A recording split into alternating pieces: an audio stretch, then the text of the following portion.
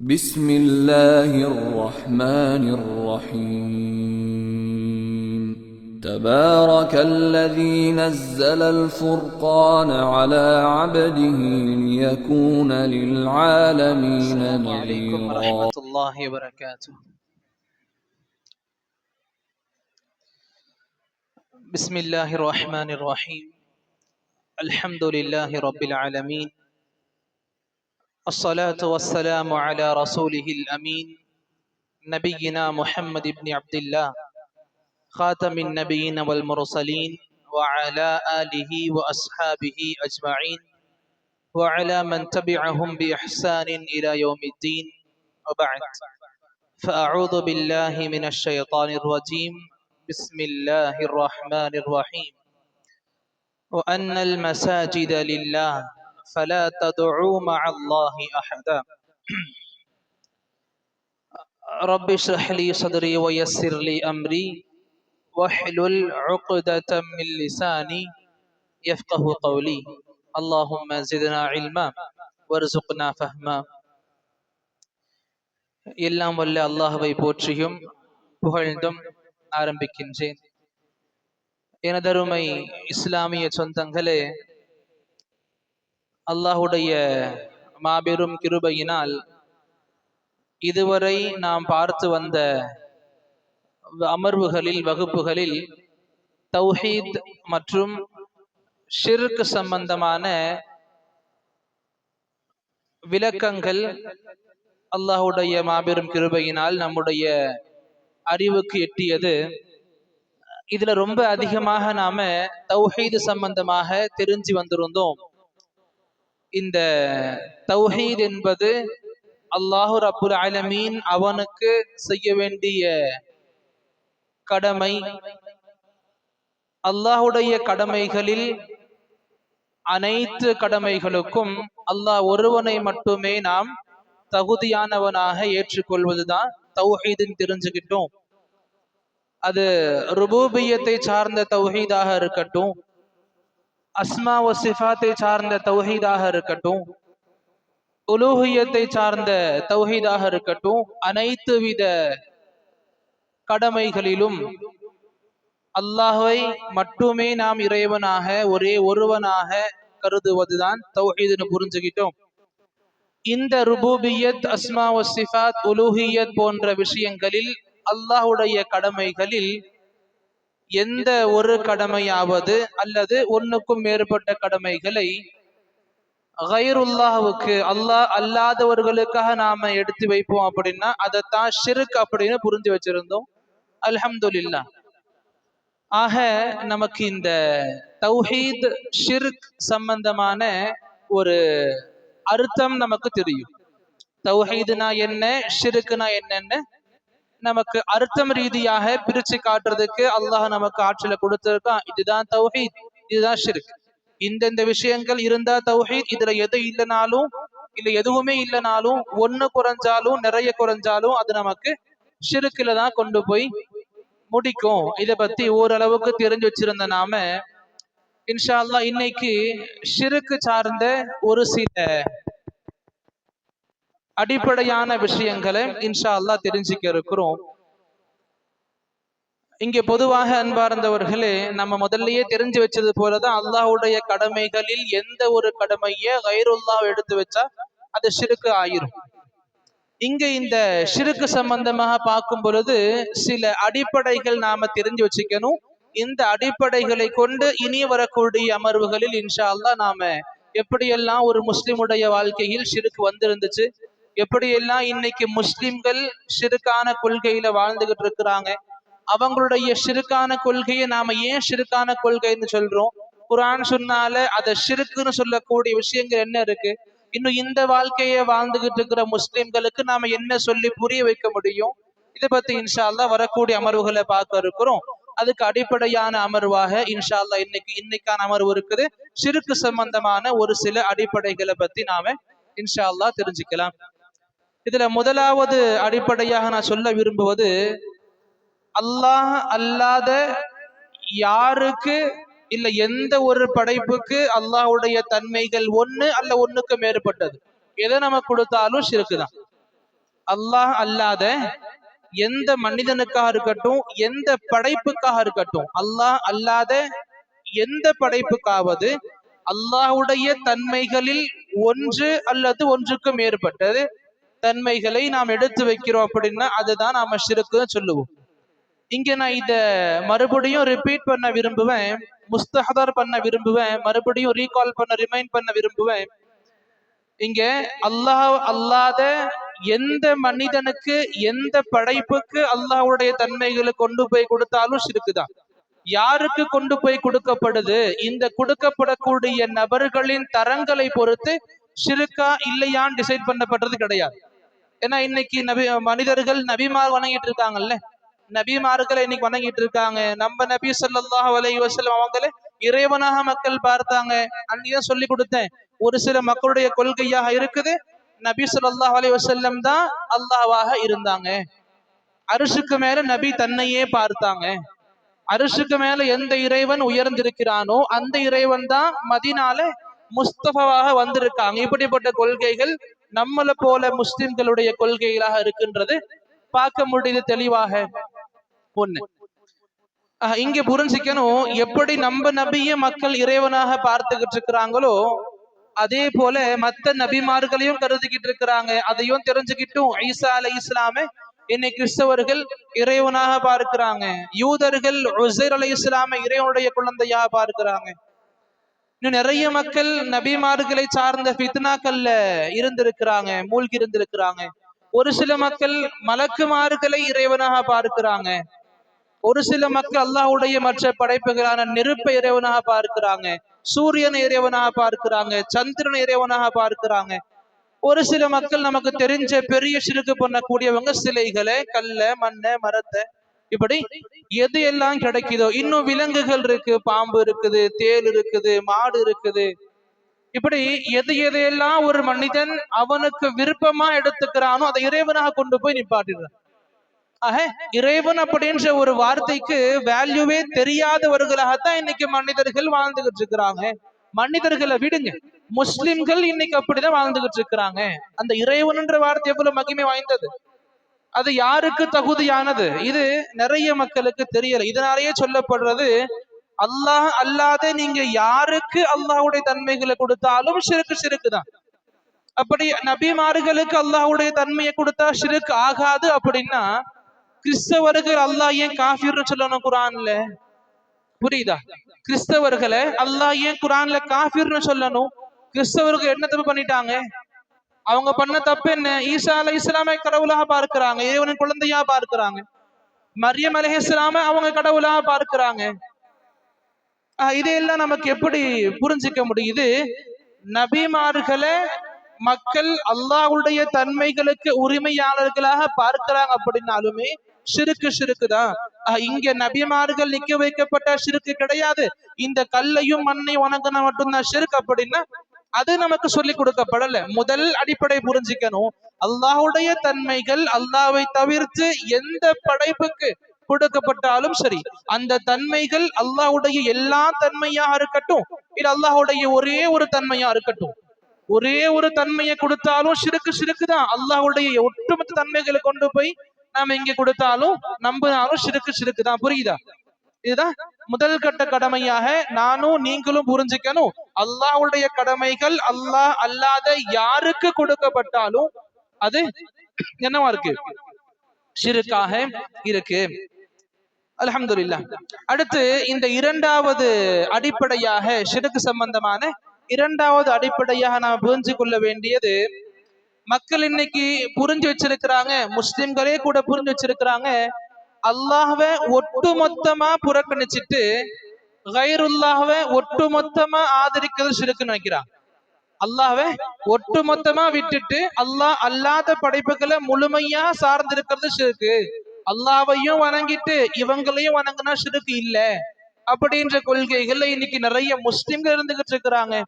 ஆக அதுவுமே ஷிர்க் தான். அல்லாஹ்வை ஒட்டுமொத்தமாக விலக்கி நம்ம கிட்ட இருந்து அல்லாஹ்வை முழுமையாக அப்புறப்படுத்தி எல்லா விஷயங்களையும் இந்த கைருல்லாவுக்கு, கைருல்லா அப்படின்னா அல்லாஹ் அல்லாதவர்களுக்கு, இந்த கைருல்லாவுக்கு நாம கொடுக்கிறோம் அப்படின்னா நவுது பில்லாஹ் அதுவும் ஷிர்க் தான். அதே சமயத்துல அல்லாஹ்வையும் வணங்கிக்கிட்டு அல்லாஹ் அல்லாதவர்களையும் வணங்குறாங்க அப்படின்னா அதுவுமே ஷிர்க் தான். அது நமக்கு தௌஹீதுல வராது. அல்லாஹ் வணங்குறாங்க சரி, அல்லாஹ்வை வணங்குறது மட்டுமே நமக்கு வெற்றியை கொடுக்கும்னு கிடையாது. அல்லாஹ்வை வணங்கணும் எப்படி? வஜ்தனிபு தாகூத், தாகூத்துகளை விட்டு வெளியேறிய பிறகுதான் நாம அல்லாஹ்வுடைய வணக்கங்களை முழுமையா செஞ்ச நபர்களாக கருதப்படுவோம். இதை புரிஞ்சுக்கணும். அல்லாஹ்வை ஒட்டுமொத்தமா விட்டுட்டு வேற ஒருத்தவங்களை புடிச்சுக்கிட்டு இருந்தா மட்டும்தான் ஷிர்க். அல்லாஹ்வையும் புடிச்சுக்கிட்டு இவங்களையும் புடிச்சுக்கிட்டு இருந்தா ஷிர்க் இல்லைன்னு சொன்னா அதுவும் ஏற்றுக்கொள்ளப்படக்கூடியது கிடையாது. அல்லாஹ்வை மட்டுமே ஒட்டுமொத்தமா சார்ந்து இருக்கிறது மட்டும்தான் நமக்கு தௌஹீதாக இருக்கு. இங்க இதையும் புரிஞ்சுக்கணும். அல்லாஹ்வை வணங்கணும்ன்றது நமக்கு எழுதப்பட்ட விதி, நமக்கு கொடுக்கப்பட்ட கடமை, நம்முடைய படைப்பின் நோக்கம். அல்லாஹ்வையும் வணங்கிக்கிட்டு அல்லாஹ் அல்லாதவர்களையும் வணங்கிக்கிட்டு இருக்கிறது அல்லாஹ் அக்செப்ட் பண்ணிப்பான். இன்கேஸ் அல்லாஹ் அக்செப்ட் பண்ணிப்பான் அப்படின்னா இன்னைக்கு நமக்கு நபியாக முஹம்மது ஸல்லல்லாஹு அலைஹி வஸல்லம் இருந்திருக்க தேவையே இல்லையே. புரியுதா சொல்றது?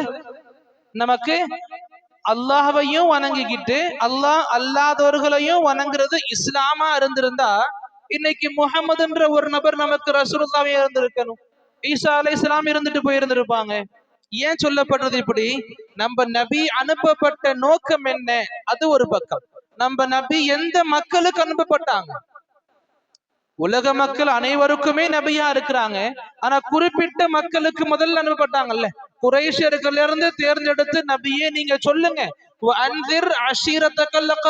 உங்களுக்கு நெருக்கமான உறவுகளுக்கு, உங்க ஊர் மக்களுக்கு, உங்க தெரு மக்களுக்கு, அண்டை வீட்டார்களுக்கு, நண்பர்களுக்கு, உறவுகளுக்கு சொல்லிக் கொடுங்க அல்லாஹ் சொன்னா. எந்த மக்கள் அது? அதே குறைஷியர்கள் தான், அதே அரபியர்கள் தான். அந்த அரேபியர்களுடைய கொள்கை என்னவா இருந்துச்சு? அப்ப நபியாக முஹம்மது ஆக்கப்படும் பொழுது, அனுப்பப்படும் பொழுது அந்த குறைஷியர்கள் அரேபியர்களுடைய கொள்கை என்னவா இருந்துச்சு? இது நமக்கு நிறைய ஹதீஸ்கள் நமக்கு எடுத்துரைக்கும். ஏன் நம்ம ஹஜ்ஜுக்கு போகும் பொழுது தல்பியா படிப்போம்ல. தல்பியானா என்ன சொல்றது? லப்பைக் அல்லாஹும்ம லப்பைக், லப்பைக் லா ஷரீக லக் லப்பைக் படிப்போம்ல. இதே தல்பியா, இந்த வார்த்தைகளை தல்பியான்னு சொல்லுவோம். என்ன சொல்லுவோம்? தல்பியா. தல்பியா அப்படின்னா லப்பைக் அல்லாஹும்ம லப்பைக் சொல்றது. இதே தல்பியா போல காஃபிர்கள், நம்ம காஃபிர்கள் சொல்ற மக்காவாசிகள், அந்த மக்காவாசிகளும் தல்பியா படிச்சுக்கிட்டு இருந்தாங்க. அவங்களுமே ஹஜ் பண்ணிக்கிட்டு இருந்தாங்க. அவங்களுடைய ஹஜ்ல அவங்களும் தல்பியா படிச்சுக்கிட்டு இருந்தாங்க. அவங்க தல்பியா எப்படி இருக்கும்? ஹதீஸ்கள் நமக்கு எடுத்துரைக்கும். அவங்களும் ஹஜ் பண்ணுவாங்க, தல்பியா ஓதுவாங்க. லப்பைக் அல்லாஹும்ம லப்பைக், எப்படி முஸ்லிம்கள் ஓதுறோமோ அதே போல அந்த காஃபிர்கள் ஓதிக்கிட்டு இருந்தாங்க. லப்பைக் அல்லாஹும்ம லப்பைக், அல்லாஹ் நான் வந்துட்டேன், உனக்கு முன்ன வந்து ஆஜராகிட்டேன். லப்பைக் லா ஷரீக லக், உனக்கு எந்த ஒரு நிகரும் இல்லையா அல்லாஹ். இதுவரைக்கும் சரியான கொள்கையில் இருந்தவங்க. நபி இந்த தல்பியாக்களை திக்ர் பண்ணும் பொழுது, சஹாபாக்களுக்கு சொல்லி கொடுக்கும் பொழுது, காஃபிர்கள் இப்படி ஓதிக்கிட்டு இருந்தாங்கன்னு செய்தி வரும் பொழுது கத்துனுவாங்க. என்ன அர்த்தம்? இது வரைக்கும் போதும், இது வரைக்கும் போதும், நிப்பாட்டுங்க. ஏன் சொன்னாங்க?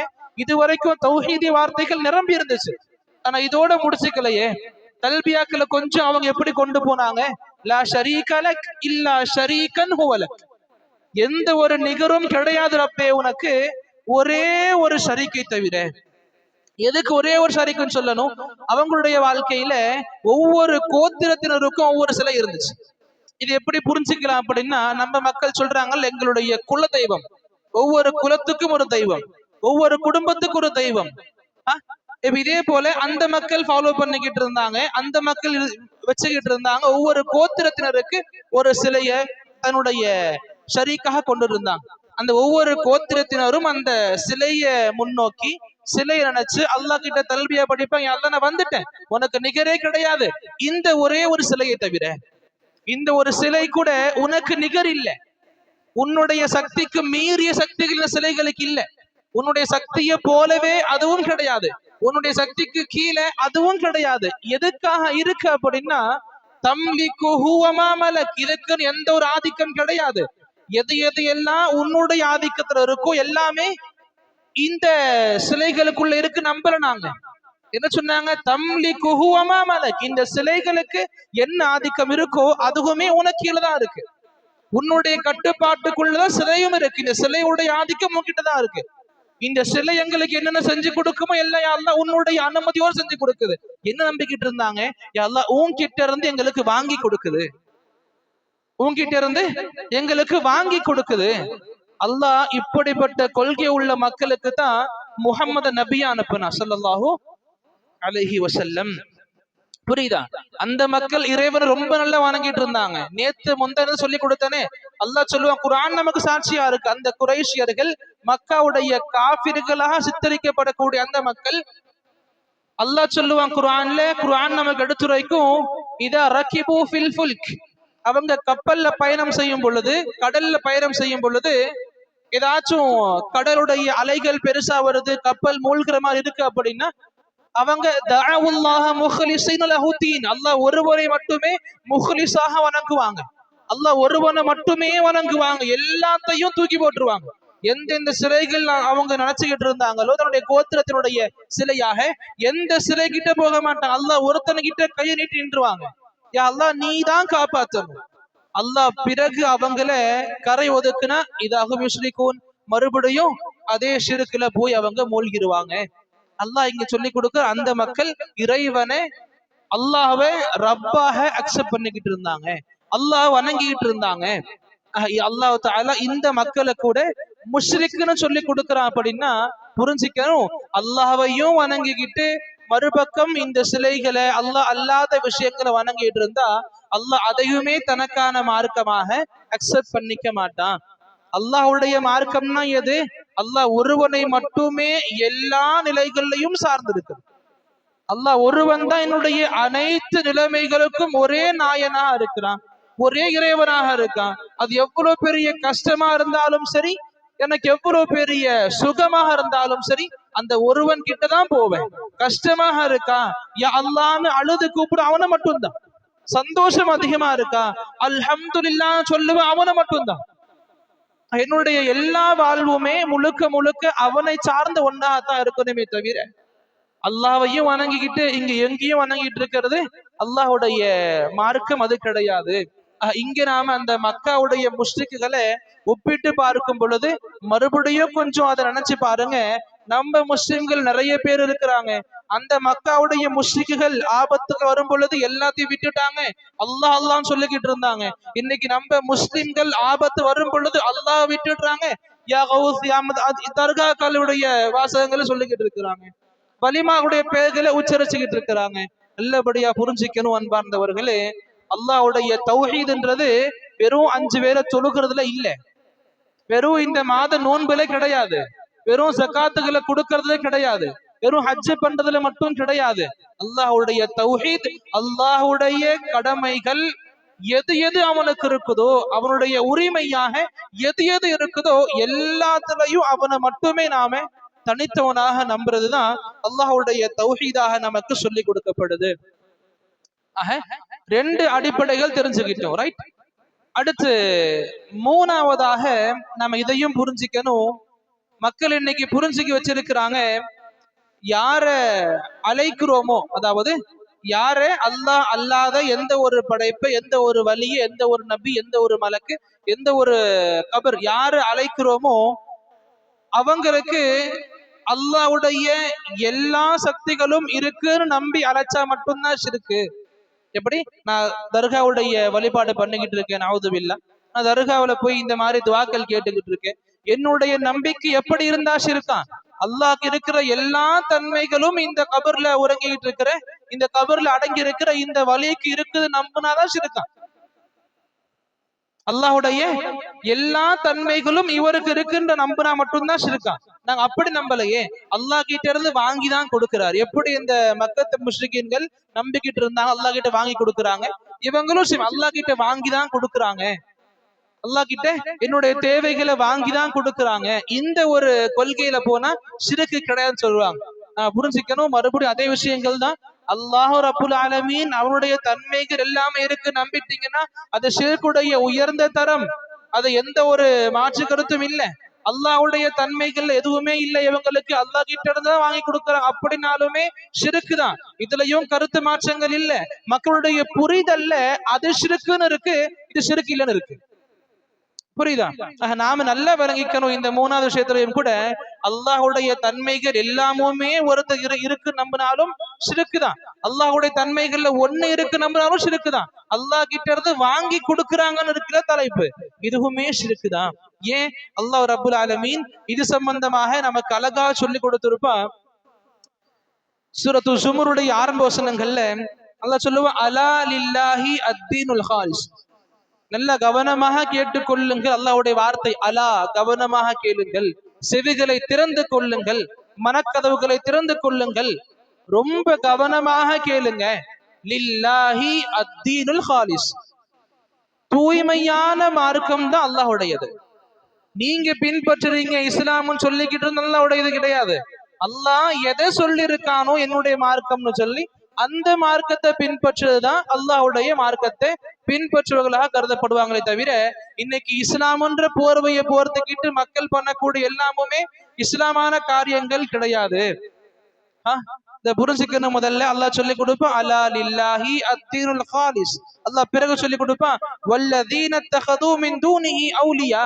எந்த மனிதர்கள் கவனிக்கணும், எந்த மனிதர்கள் அல்லாஹ் அல்லாதவர்களை தன்னுடைய வலியாக, தன்னுடைய நேசகராக, தன்னுடைய ஒரு சார்ந்தவர்களாக ஆக்கி கொள்வார்களோ, அல்லாஹ் அல்லாதவர்களை யார் இப்படி தன்னுடைய இறைவனாக ஆக்கி கொள்வார்களோ அவங்களுடைய கொள்கை என்னவாக இருக்கு? அல்லாஹ் குர்ஆன்ல சொல்றான், மா நஅபுதுஹும் இல்லா லியுகர்ரிபூனா இலல்லாஹி ஸுல்ஃபா. என்ன சொல்ற, என்ன கொள்கை அவங்களுக்கு இருக்கு? நாங்க வணங்குறது எல்லாமுமே அல்லாஹ்வுடைய நெருக்கத்தை கொடுப்பாங்கன்ற ஒரே நோக்கத்துக்காகத்தான். இங்க என்ன அர்த்தம்? அல்லாஹ் கிட்ட இருந்து வாங்கி கொடுக்கறாங்கன்னு கூட இல்ல. அல்லாஹ் அதை விட கம்மியா சொல்றான். அல்லாஹ் கிட்ட இருந்து வாங்கி கொடுக்கறாங்கன்ற பேச்சு இல்ல. அல்லாஹ்வை எங்களை நெருக்கமா ஆக்குவாங்க, அல்லாஹ்வை எங்களுக்கு நெருக்கமானவனா ஆக்குவாங்க. நாங்க பாவங்களா பண்ணிக்கிட்டு இருக்கோம், இவங்க நன்மைகளா பண்ணி வாழ்ந்தோம். எடுத்துக்கலாமே, நபி நூஹ் அலைஹிஸ்ஸலாமுடைய காலத்துல இருந்து இன்னைக்கு வரைக்கும் நல்லபடியாக வாழ்ந்த மனிதர்கள் யாரெல்லாம் பார்ப்பதற்கு முஃமினாக, முத்தகியாக, நல்ல முஸ்லிமாக, நல்ல முஹ்சினாக யாரு தென்படுவார்களோ அவங்க மீது உள்ள நம்ம பாசமே அதிகமா இருக்கும்ல. வேறு மக்களை பார்க்கறத விட இவங்கெல்லாம் பார்க்கிற பார்வை கண்ணியமான பார்வைகளை கொண்டு இருக்கும். மற்ற மனிதர்கள் வந்தா நம்ம நல்ல நார்மலான பேச்சுக்கள் பேசிக்கிட்டு இருப்போம், இவரு கொஞ்சம் கிராஸ் ஆவாரு, அவரு பார்த்த உடனே வார்த்தைகள் மாறும், வார்த்தைகளை யோசிச்சு வெளிப்படுத்துவோம். ஏன்? இவங்க நம்ம பார்வைக்கு முஃமினானவராக தெரிகிறாரு, அல்லாஹ்வுடைய நேசகராக தெரிகிறாரு. ஆக இந்த உலகத்தில் நபி நூஹ் அலைஹிஸ்ஸலாமுடைய காலத்துல இருந்து எந்த மனிதர்கள் நல்ல மனிதர்களாக வாழ்ந்து இறந்தார்களோ பிற்காலத்துல அவங்கள மக்கள் சிலைகளை ஆக்குனாங்க, அவங்கள மக்கள் வணங்கப்படக்கூடிய ஒன்னா ஆக்குனாங்க, வணங்கப்படக்கூடிய ஒரு நபராக ஆக்குனாங்க. இது எல்லா இடத்துக்கும் என்ன சொன்னாங்க? இவங்களுடைய வாழ்க்கை நல்ல அமல்களால் நிரம்பிய வாழ்க்கையா இருக்குது, எங்களுடைய வாழ்க்கை பாவங்களால் மட்டுமே நிரம்பிய வாழ்க்கையா இருக்குது. நாங்க அல்லாஹ் கிட்ட கேட்டா அல்லாஹ் அக்செப்ட் பண்ணிக்க மாட்டான் சீக்கிரமா, இது இவங்க கேட்டா கண்டிப்பா அக்செப்ட் பண்ணிப்பான் அல்லாஹ். நாங்க என்ன பண்றோம்? இவங்க கிட்ட போய் இவங்க தான் எங்களுக்கு எல்லாமே சொல்லல, அல்லாஹ்வை எங்களுக்கு நெருக்கமாகி கொடுப்பாங்க. லியுகர்ரிபூனா இதல்லாஹி ஸுல்ஃபா, அல்லாஹ்வுடைய நெருக்கத்தை எங்களுக்கு கொடுப்பாங்க. இந்த நோக்கத்துக்காக மக்கள் அல்லாஹ் அல்லாதவர்களை தன்னுடைய இறைவனாக ஆக்குறாங்கன்னு சொல்லி கொடுத்தா அல்லாஹ் பிறகு சொல்லி முடிச்சா இந்த வசனத்துல, இன்னல்லாஹ யஹ்குமு பைனஹும் ஃபீமா ஹும் ஃபீஹி யக்தலிஃபூன். எந்த விஷயத்துல இவங்க முரண்பட்டு இருக்கிறாங்களோ, எந்த விஷயத்துல இவங்கெல்லாம் யோசிச்சு ஒண்ணு பண்ணிக்கிட்டு இருக்கிறாங்களோ அந்த மறுமை நாள் அல்லாஹ் கண்டிப்பா இதற்கான தீர்ப்பு வழங்குவான். இது ஓகே, புரியுது. கடைசியில சொல்லி முடிக்கிற வார்த்தைகளை கவனிக்கணும். இன்னல்லாஹ லா யஹ்தி மன் ஹுவ காதிபுன் கஃபார். அல்லாஹ் தஆலா எந்த ஒரு பொய்யனுக்கும், எந்த ஒரு பொய்யனுக்கும், எந்த ஒரு காஃபிருக்கும் நேர்வழியை கொடுக்கவே மாட்டான். அல்லாஹ் இங்க மேல பேசினத என்ன சொல்றான்? பொய்ன்னு சொல்றான், குஃப்ருன்னு சொல்றான். ஏன்? இதற்கு முன்ன பேச இது ஆரம்ப வசனங்கள் ஜுமர்ல, ஜுமருடைய ஆரம்ப வசனம் 3வது வசனம் இது. அதான் சொல்லி கொடுத்தா இந்த வசனத்துல பேசிட்டு எந்த மக்கள் அல்லாஹ் அல்லாதவர்களை இறைவனாக எடுத்துக்கிறாங்களோ என்ன நம்பிக்கையில அல்லாஹ்வோடு எங்களை நெருங்க செய்வாங்க, அல்லாஹ்வுடைய குர்பத்தை கொடுப்பாங்க, அல்லாஹ்வுடைய தக்ருப் எங்களுக்கு கிடைக்கும், இந்த நோக்கத்துல யாரு செய்யறாங்க அல்லாஹ் அவங்கள சொன்னா இவங்க பொய் சொல்றாங்க, இவங்க குஃப்ரான கொள்கையில இருக்கிறாங்க. இந்த பொய், இந்த குஃபுர், இந்த செயல்களுடைய மனிதர்களுக்கு அல்லாஹ் நேர்வழி கொடுக்க மாட்டான். அதை மறுமையில தீர்ப்பு வழங்கும் பொழுதும் கூட வெற்றியை கொடுக்க மாட்டான். ஆக அல்லாஹ் அல்லாதவர்களை நெருங்குறதுக்காக வேண்டி வணங்குறோம்னு சொல்றாங்கல்ல, அதுவுமே அல்லாஹ் இங்க சொல்லி முடிச்சுட்டான். இதுவே குஃப்ரான கொள்கையாக இருக்கு. அன்பார்ந்தவர்களே, நாம போய் கேட்கிறோம் என்னத்தை கேட்கிறோம்? நல்லபடியா கவனம் கொள்ளணும். எந்த விஷயங்கள் அல்லாஹ் ஒருவன் கிட்ட மட்டுமே கேட்கப்படணுமோ அந்த விஷயங்களை அல்லாஹ் தவிர யாருக்கிட்ட கேட்க கூடாது. சுப்ஹானல்லாஹ். புரிஞ்சுக்கணும், அல்லாஹ் ரப்புல் ஆலமீன் எனக்கு இந்த நல்ல அடியாறுகள் மூலமாக கொடுப்பான். இப்ப நான் போய் இவங்க கிட்ட கேட்கிறேன், குழந்தை வரம் இல்ல, குழந்தை வரத்தை கொடுங்க, இவங்க ஒண்ணும் கொடுத்துட மாட்டாங்க. என்ன நம்பிக்கிட்டு இருக்கு? அல்லாஹ் கிட்ட இருந்து வாங்கி கொடுப்பாங்க. நான் போய் நிக்கிறேன், என்னோட நோய் ரொம்ப அதிகமா இருக்கு, வீட்டுல எல்லாருக்கும் நோயா இருக்குது, கடனா இருக்குது, நிவாரணத்தை கொடுங்க, தீக்கிறதுக்கான வழிகளை கொடுங்க, இவங்க ஒண்ணும் கொடுக்க மாட்டாங்க. அல்லாஹ் கிட்ட இருந்து வாங்கி கொடுப்பாங்க, அல்லாஹ் கிட்ட இருந்து பெற்று கொடுப்பாங்க. இந்த கொள்கையும் கூட அல்லாஹ் சொன்னா இது குஃப்ரான கொள்கையாக இருக்குது, இது மார்க்கத்தின் மீது பொய் உரைப்பதற்கு சமமாக இருக்குது. நவுது பில்லாஹ், அல்லாஹ் பாதுகாக்கணும். இந்த விஷயங்களை தெரிஞ்சுக்கிட்ட பிறகு கடைசியாக நான் கிதாபு தௌஹீதுடைய பாடங்கள் எடுக்கும் பொழுதும் சரி, இந்த வசனத்தை பத்தி சொல்லி இருந்தேன். இங்கேயும் ஷிர்க பத்தி பேசிக்கிட்டு இருக்கோம். இன்னைக்கு அந்த வசனத்தை பத்தி சொல்லி முடிச்சுக்க விரும்புவேன் இன்ஷா அல்லாஹ். அல்லாஹ் ரப்புல் ஆலமீன் சூரத்து சபால சொல்லி கொடுப்பான். ரொம்ப வசனங்கள் இல்ல, ஒரு முழு வசனமும் அடுத்த வசனத்துடைய முதல் வார்த்தைகளும், 1.5 வசனம் கூட இருக்காது. அந்த 1.5 வசனத்துல அல்லாஹ் ஷிர்குடைய எல்லா வாசல்களையும் ஒட்டுமொத்தமா மூடி இருப்பான். இன்னைக்கு பொதுவாக உலகத்துல ஷிர்க் செய்யப்படுறதுக்கு 4 அடிப்படையான காரணங்கள் இருக்கு. எத்தனை இருக்கு? 4 அடிப்படையான காரணங்கள் இருக்கு. அதுல முதலாவது காரணம் என்னன்னா, ஒரு மனிதன் யாருக்கிட்ட போய் நிக்கிறானோ அவன் நம்பி இருப்பான், அந்த யாருக்கிட்ட போய் நிக்கிறேனோ அவங்க என்னுடைய நல்லது கெட்டதுக்கு உரிமை எவ்வளவு நபரா இருக்காரு, அவர் நினைச்சா நல்லது பண்ணாலும் அவர் நினைச்சானே கெட்டது கொடுக்கலாம். அப்படி இப்ப நம்ம அல்லாஹ் நம்புறோம்ல, அல்லாஹ் தான் என்னுடைய நல்லது கெட்டதுக்கான அதிபதியா இருக்கான். அப்ப ஒரு மனிதன் இன்னொருத்தங்கிட்ட போய் கையை நீட்டுறான் அப்படின்னு என்ன அர்த்தம்? நம்புறான், அந்த நபர் யாருகிட்ட போய் நிக்கிறானோ நம்புறான், என்னுடைய நல்லது கெட்டதுக்கு இவனுக்கு ஆதிக்கம் இருக்கு, இவருக்கு சக்தி இருக்கு, நம்புறது. இதுதான் முதல்ல. இரண்டாவதாக, சரி அவருக்கு ஒண்ணும் முழுக்க ஆதிக்கம் கிடையாது, ஆனா யாருக்கு ஆதிக்கம் இருக்கோ அவங்களுடைய பார்ட்னர்ஷிப்ல இருப்பாங்க. நான் யாருக்கிட்ட போய் கேட்கிறேனோ அவங்க ஒன்னும் அல்லாஹ் கிடையாது, ஆனா என்ன அர்த்தம்? அல்லாஹோடைய பார்ட்னரா இருக்கு, அல்லாஹோடைய சக்திகள்ல இவங்களுக்கும் கொஞ்சம் இருக்குது, இவங்களுக்கும் அல்லாஹோடைய பார்ட்னர்ஷிப் இருக்கு. அல்லாஹ் போல இவங்க எல்லாத்தையும் பண்ண மாட்டாங்க, ஆனா ஒரு சில விஷயங்களை பண்ணுவாங்க, அல்லாஹோடைய பார்ட்னராக பார்க்கிறாங்க. இதற்காக ஷிர்க் நடக்கப்படுது. மூணாவதாக புரிஞ்சுக்கலாம், அல்லாஹ்வாக கருத மாட்டாங்க, நல்லது கெட்டதுக்கான அதிபதியா கருத மாட்டாங்க, அந்த அதிபதியுடைய பார்ட்னராக கருத மாட்டாங்க, மாறாக அந்த அதிபதியுடைய உதவியாளர்களாக கருதுவாங்க, ஹெல்ப்பராக, அந்த அல்லாஹ்வுடைய ஹெல்ப்பராக கருதுவாங்க. அல்லாஹ் இவங்களை கொண்டு உதவிகளை முடிச்சிருவாங்க. இப்ப மலக்குமார்கள் இருக்காங்க, நல்லா புரிஞ்சுக்கணும். அல்லாஹ் ரப்புல் ஆலமீன் எதை நாடுறானோ நினைக்கிறானோ அதை குன் அப்படின்ற வார்த்தைகளை கொண்டு முடிக்க கூடியவன். அல்லாஹ் குன் ஆகுன்னு சொன்னா ஆயிரும், மறு கருத்தை மறு பேச்சே இல்லை, இடமே இல்லை. அது எவ்வளவு பெரிய விஷயமா இருக்கட்டும், எவ்வளவு சின்ன விஷயமா இருக்கட்டும், அல்லாஹ் சொல்ற ஒரு வார்த்தை ஆகுன்னு ஆகிரும், எந்த ஒரு கணம் அதுக்கு தேவையில்லை. ஆனா இருந்துமே அல்லாஹ்வுடைய இஷ்டம் எப்படி நாடுகிறானோ அப்படி அவன் நடத்தக்கூடியவன். உலகத்தை 6 நாள் எடுத்துக்கிட்டான் படைக்கிறதுக்கு, அல்லாஹ்வுக்கு 6 நாள் ஆச்சு, அவ்வளவு கஷ்டம் இல்ல, அப்படி இல்லை. அல்லாஹ் அவருடைய இஷ்டப்படி எடுத்துக்கிட்டான். அல்லாஹ் இந்த உலகத்தை நடத்தக்கூடிய பொறுப்புகளை வானோர்களுக்கு கொடுத்திருக்கான். எக்ஸாம்பிள், இந்த வகை செய்தியை கொடுக்கிறது வானோர் ஜிப்ரீல் இருக்காரு, மலைகளை இறக்குறதுக்கு வானோர் மீகாயில் இருக்கார், தாவரங்களை பாதுகாக்க மீகாயில் இருக்கார், இதே மாதிரி மலைகள் இருக்குல்ல, மவுண்டைன்ஸ், அதுக்காக ஒரு மலக்கு இருக்கார். எல்லா விஷயங்களுக்கும் பொதுவாக வானவர்கள் நிர்ணயிக்கப்பட்டிருக்காங்க. என்ன மக்கள் புரிஞ்சுக்கிட்டு இருக்காங்க? இந்த வானவர்கள் எல்லாம் அல்லாஹ்வுடைய உதவியாளர்கள். நவுது பில்லாஹ். உதவி யாருக்கு தேவைப்படும்? யாருக்கு குறைகள் இருக்குதோ அவனுக்கு உதவி தேவைப்படும். எனக்கு குறை இருக்கு, அந்த குறையை சரி பண்ண உங்களுக்கு உதவி நான் கேட்பேன். எனக்கு எந்த குறையுமே இல்லை, நான் நிறைஞ்சிருக்கேன், அப்புறம் எனக்கு உதவி ஏன் தேவைப்படும்? அல்லாஹ் சமதாச்சே, அவனுக்கு எந்த ஒரு தேவையும் இல்லையாச்சே, அந்த இறைவனுக்கு உதவி இருக்குன்னு சொன்னது, உதவியாளர்கள் இருக்கிறான்னு சொல்ல, இதுவே அல்லாஹ்வின் மேல் சொல்லப்படுகின்ற மிகப்பெரிய தகாத வார்த்தைகள். நவுது பில்லாஹ் மின் தாலிக். அல்லாஹ் பாதுகாக்கணும். புரிஞ்சுக்கணும், அல்லாஹ்வுடைய ஹெல்ப்பர்ஸாக இருக்கிறாங்க, நம்ம இவங்களை அணுகுனா இவங்க அல்லாஹ் கிட்ட ஏதாச்சும் வாங்கி கொடுத்துருவாங்க. இது மூணாவது. இதுவுமே இல்லை, எப்படி? முழுக்க அதிபதியும் இல்லை, அந்த அதிபதியுடைய பார்ட்னரும் இல்லை, அந்த அதிபதியுடைய உதவியாளரும் இல்லை. 4வதாக மக்கள் வணங்கப்படக்கூடிய காரணம் என்ன அப்படின்னா, இவங்க எனக்காக பரிந்து பேசுவாங்க, சிபாரிசு பண்ணுவாங்க, அல்லாஹ் கிட்ட ரெக்கமெண்ட் செய்வாங்க. இந்த விஷயங்களை கொண்டு மக்கள் ஷிர்க் பண்றாங்க. அல்லாஹ் இந்த வசனத்துல ரொம்ப அழகா நாலுத்தையும் அல்லாஹ் போட்டு உடைச்சிருப்பான். இதுல இந்த 4 விஷயங்கள்ல எதுவுமே உண்மை இல்லைன்னு சொல்லியிருப்பான். எந்த அளவுக்கு சொல்லுவான் அப்படின்னா, அல்லாஹ் சொல்லுவான், குல் நபியே சொல்லுங்க, உதுஉல் லதீன ஸஅம்தும் மின் தூனில்லாஹ், அல்லாஹ்வை தவிர நீங்க யாரையெல்லாம் இறைவனா நினைச்சுக்கிட்டு இருந்தீங்களோ அவங்கள கூப்பிடுங்க. அல்லாஹ் சொல்ற நபியே மக்களுக்கு சொல்லுங்க. இந்த தஃப்சீர்ல பார்க்கலாம், அல்லாஹ் மறுமையுடைய நிகழ்வாக இதை கொண்டு வருவான்.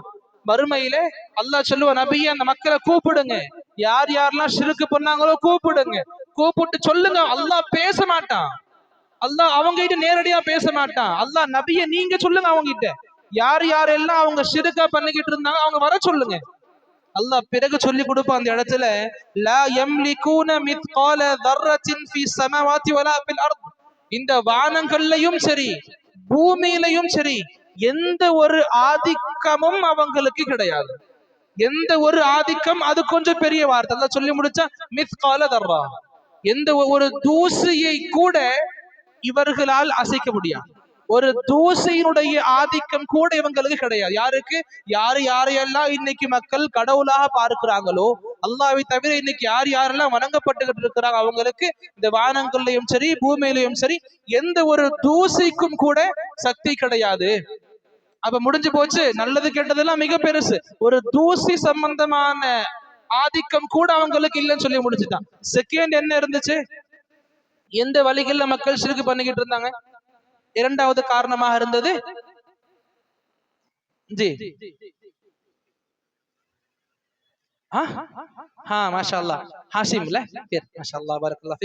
அல்லாஹ்வுடைய பார்ட்னராக மக்கள் கருதிக்கிட்டு இருந்தாங்க. அல்லாஹ் ரப்புல் ஆலமீன் நீங்க அதிகமே சொல்லி உடைச்சிருப்பான், வமா லஹும் ஃபீஹிமா மின் ஷிர்க், யார் யாரையெல்லாம் இந்த மக்கள் வணங்கிட்டு இருக்கிறாங்களோ இறைவனாக, அவங்களுக்கு முதல்ல சொல்லிட்டான் ஒரு தூசி அளவின் கூட அதிபதி அவங்க கிடையாது. இரண்டாவது எந்த ஒரு பார்ட்னர்ஷிப்பும் கிடையாது, எந்த ஒரு நிகரும் எனக்கு அவங்க கிடையாது, இன்னொரு சக்தியில் எதுவுமே அவங்க பண்ண முடியாது சொல்லி முடிச்சான். மூணாவதாக இருந்துச்சு உதவியாளர்களாக மக்கள் நினைச்சுக்கிட்டு இருந்தாங்க, ஹெல்பர்ஸாக. அல்லாஹ் அதையுமே சொல்லி முடிச்சான், வமா லஹு மின்ஹும் மின் ظهير, அல்லாஹ்வுடைய உதவியாளர்களாகவும் யாரும் கிடையாது. அல்லாஹ் எப்படி நாடுகிறான்னு நடத்தக்கூடியவன், அவனுக்கு உதவி செய்யறாங்க அப்படி இப்படி நவுதுபில்லாஹ் அப்படி கிடையாது. அல்லாஹ் சொன்னா இங்க அதுவுமே அல்லாஹ் மறுத்துட்டு, அல்லாஹ் உதவியும் யாரும் பண்ண மாட்டாங்க.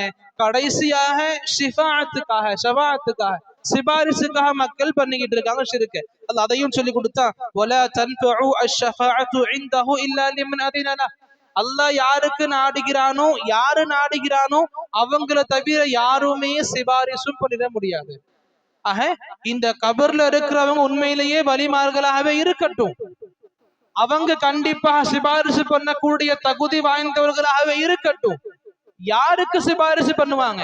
நான் போய் நிக்கிறேன், அப்துல் காதர் ஜிலானியே எனக்கு சிபாரிசு பண்ணுங்க, தயீம் அன்சாரி பாபா எங்க சிபாரிசு பண்ணுங்க, ஹாஜா முஹைனுddin எங்க சிபாரிசு பண்ணுங்க, மஹபூப் சுப்ஹானி சிபாரிசு, இப்ப நாம போய் நிக்கிறதுனால அவங்க நமக்கு சிபாரிசு பண்ணுவாங்க கிடையாது. அல்லாஹ் யாருக்கு அனுமதி கொடுக்கிறானோ அவங்க சிபாரிசு பண்ணுவாங்க, ரைட். இன்னும் அல்லாஹ் யாருக்காக சிபாரிசு பண்ணணும்னு அனுமதி கொடுப்பானோ அவங்களுக்காக தான் சிபாரிசு பண்ண முடியும்.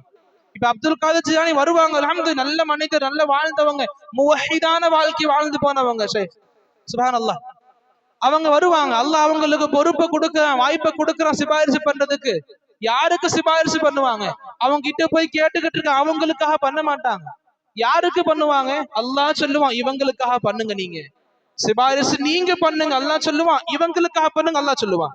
நபியுடைய அந்த பெரிய ஹதீஸ் இருக்கும், நபி ஸல்லல்லாஹு அலைஹி வஸல்லம் எல்லா மக்களும் நபி கிட்ட போய் நிப்பாங்க, அல்லாஹ்வுடைய கோபத்தை தணிக்கிறதுக்கு, விசாரணைகள் ஆரம்பிக்கிறதுக்கு. அந்த இடத்துல விசாரணை நபியின் மூலமா ஆரம்பமாகும். அங்க நபி முதல்ல கேட்ப, என்னுடைய உம்மத்துக்காக சிபாரிசு பண்ணுவாங்க. அல்லாஹ் தஆலா உம்மத்துடைய நபர்களுக்கு சொர்க்கத்தை கொடுங்கன்னு சொல்லுவான். எப்படி சொல்லுவான்? ஹதீஸ் வரக்கூடிய வார்த்தை, அல்லாஹ் எனக்கு ஒரு சில அளவுகள் நிர்ணயிப்பான். நானாக இஷ்டப்படக்கூடிய எல்லாரையும் சொர்க்கத்தை கொடுத்துட முடியாது, என்னுடைய உம்மத்தினர்கள் தான், என்னுடைய ஃபாலோவர்ஸ் தான், இருந்தாலும் நான் சொர்க்கத்தை கொடுத்துட முடியாது. அல்லாஹ் எனக்கு ஒரு அளவுகளை கொடுத்திருப்பான், அந்த அளவு போலதான் கொடுக்க முடியும். அது பெரிய ஹதீஸ் அது. ஆக புரிஞ்சுக்கணும், சிபாரிசு கூட அல்லாஹ்வுடைய அனுமதி இல்லாம யாரும் யாருக்கும் பண்ண முடியாது. என்ன பண்ணலாம்? உயிரோடு வாழ்ந்தாங்க நபி கிட்ட போய் கேட்க, நபி எனக்கா சிபாரிசு பண்ணுங்க. இந்த வலிமார்கள் வாழ்ந்திருந்தாங்க உயிரோட. அப்ப அந்த வலிமார்களோடு இருந்த மக்கள் போய் கேட்டுக்கலாம், சிபாரிசு எனக்காக பண்ணுங்க. இன்னைக்கு வாழ்ந்துகிட்டு இருக்கிற முஃமின்கள் சந்திக்கிறோம், பேசுறோம்ல, பேசும்போது சொல்லிக்கலாம் அல்லாஹ்வுடைய மறுமையில அல்லாஹ் உங்களுக்கு வாய்ப்பு கொடுத்தா எனக்காக பண்ணுங்க. எப்ப? உயிரோடு இருக்கும் பொழுது. அல்லாஹ் உங்க எல்லாருக்கும் வாய்ப்பு கொடுத்தா எனக்காக சிபாரிசு பண்ணுங்க. இப்படி உயிரோடு இருக்கிற மக்கள் கிட்ட அழைப்பு வச்சுக்கலாம். இறந்த பிறகு சிபாரிசு பண்ணுங்கன்னு சொல்றதுக்கு அனுமதி இல்லை. எப்படி கேட்கலாம்? யா அல்லாஹ், எங்களை இந்த நபிமார்கள், வலிமார்கள், மலக்குமார்கள், முஃமின்கள் இவங்களுடைய சிபாரிசுகளுக்கு சொந்தக்காரர்களை ஆக்கியா அல்லாஹ் கிட்ட கேட்போம். சிபாரிசு பண்றது இந்த நபிமார்கள் தான், சிபாரிசு பண்றது மலக்குமார்கள் தான், சிபாரிசு பண்றது முஃமின்கள் தான், சிபாரிசு பண்றது வலிமார்கள் தான், சிபாரிசு பண்ற சுஹதாக்கள் தான், சிபாரிசு பண்ற சுலஹாக்கள் தான். இப்படி சிபாரிசு இவங்க பண்றாங்க, அல்லாஹ் கிட்ட கேட்கிறோம். கேட்கறது இவங்க, சிபாரிசு பண்றது இவங்க. நாம வாய்ப்பு கேட்க இவங்க கிட்ட அல்லாஹ் கிட்ட கேட்கிறோம். என்ன கேட்கும்? அல்லாஹ் இவங்களுடைய சிபாரிசுகளுக்கு சொந்தக்காரராக என்ன ஆக்கு, இவங்களுடைய சிபாரிசுகள்ல என்னையும் சேர்த்துரு. இவங்க யாருக்கெல்லாம் பண்ணுவாங்கன்னு நிர்ணயிச்சிருக்கு அல்லாஹ், என்ன அவங்கள ஒருத்தன் ஆக்கிரு. யா அல்லாஹ் எனக்கும் வாய்ப்பை கொடு, நானும் பிறருக்கு சிபாரிசு பண்ணணும். என்ன அப்படிப்பட்ட முஃமினாக்கியா அல்லாஹ். நாம இப்படி கேட்கறதுல பிரச்சனையே இல்லை. அவங்க கிட்ட போய் நிக்கிறது, நீங்க சிபாரிசு பண்ணுங்க, சிபாரிசு எப்படி பண்ணுவாங்க? அவுதுபில்லாஹ். அவங்களுடைய கை அதுவும் கிடையாது. புரிஞ்சுக்கணும், அல்லாஹ் ரப்புல் ஆலமீன் நமக்கு ஷிர்க் சம்பந்தமான எல்லாத்தையும் குர்ஆன் ரொம்ப அழகா சொல்லி கொடுத்துட்டான். இந்த 3 விஷயங்கள் ரொம்ப அடிப்படையாக மக்கள் கிட்ட நடக்கிற ஷிர்க்காக பார்க்க முடியும். இங்க எதுவும் சொல்லிக்க விரும்புவேன். இந்த அடிப்படைகள், இந்த லாஸ்ட் 4 சொன்னல, அவ நல்லது கெட்டதுக்கான அதிபதியா பார்க்கிறாங்க, அல்லது அந்த அதிபதியுடைய பார்ட்னராக பார்க்கிறாங்க, அல்லது அந்த அதிபதியுடைய உதவியாளராக பார்க்கிறாங்க, அல்லது கடைசியாக சிபாரிசுக்கு அணுகுறாங்க. இந்த 4 விஷயங்கள் ஞாபகம் வச்சுக்கணும். வரக்கூடிய அமர்வுகள்ல இன்ஷா அல்லாஹ் எப்படி எல்லாம் முஸ்லிம்கள் ஷிர்க்ல மாட்டிக்கிட்டு இருக்காங்கன்னு சொல்லி பார்க்கும் பொழுது இந்த 4 விஷயங்கள்ல கண்டிப்பா ஏதாச்சும் ஒண்ணுலதான் இருப்பாங்க. இந்த 4 தாண்டி எதிரையும் இருக்க மாட்டாங்க. இந்த 4 விஷயத்துலதான் ஏதாவது ஒண்ணுல மாட்டிக்கிட்டு இருந்திருப்பாங்க. இன்ஷா அல்லாஹ் இந்த விஷயங்களை புரிஞ்சுக்கணும். இன்ஷா அல்லாஹ் வரக்கூடிய நாளையில இருந்து முஸ்லிம்களுடைய வாழ்க்கையில் எந்த அளவுக்கு ஷிர்க்குகள் நடந்துகிட்டு இருக்கு, எந்த அளவுக்கு அவங்க ஷிர்க்கு பண்ணிக்கிட்டு இருந்தாங்க, வரக்கூடிய நாளைக்கு இன்ஷா அல்லாஹ் மக்களுடைய ஷிர்க்குகள் நடந்துச்சு அல்லாஹ்வுடைய தன்மைகளை கொண்டு, இல்ல அல்லாஹ்வுடைய தன்மைகளை கொண்டுதான் ஷிர்க் நடந்துகிட்டு இருந்துச்சு. ஆனா இங்க என்னவாயிருந்திருக்கும்? ஒரு சில மக்கள் அல்லாஹ்வுடைய தாத்துல போயிருவாங்க. நவுதுபில்லாஹ். தாத்ன்றது அல்லாஹ் கிட்ட போயிருவாங்க. அல்லாஹ்வுடைய தன்மைகள்லாம் அந்த கீழ அல்லாஹ் கிட்ட போய் தன்மைகளை தாண்டி அல்லாஹ்வையே ஷிர்க்காக ஆக்கிடுவாங்க. சுப்ஹானல்லாஹ். அதற்கான கொள்கைகள் நிறைய இருக்கு. ஒரு 2 சொல்லணும் அப்படின்னா, ஹுலூல் அப்படின்ற கொள்கை வச்சிருப்பாங்க. இன்னொன்னு வஹ்தத்துல் உஜூத்ன்ற கொள்கையில மக்கள் இருப்பாங்க. இன்ஷா அல்லாஹ் அதை பத்தின விஷயங்கள் நாளைக்கு பார்த்துட்டு அடுத்தடுத்த தினங்கள்ல அது சம்பந்தமான அடுத்தடுத்த செயல்கள் பத்தி பார்க்கலாம். அல்லாஹ் ரப்புல் ஆலமீன் தௌஹீதை முழுமையா உள்வாங்கக்கூடிய மக்களாக, ஷிர்க்குடைய அனைத்து வகைகளையும் தெரிந்து பாதுகாப்பாக இருக்கக்கூடிய மக்களாக, பிறரை பாதுகாக்கும் மக்கள் அல்லாஹ் நம் அனைவரையும் ஆக்கிருள்வானாக. அல்லாஹும் ஆமீன். வாழும் காலமெல்லாம் உண்மையான முஃமினாக முஃமினாக செய்வானாக. மரணிக்கும் பொழுது உண்மையான முஃமினாக, முத்தகியாக, முஹ்சினாக அல்லாஹ் நம்மை அழைத்துக் கொள்வானாக. அல்லாஹும் ஆமீன். வஸல்லல்லாஹு அலா நபியினா வ அலா அஸ்ஹாபிஹி வஸல்லம்.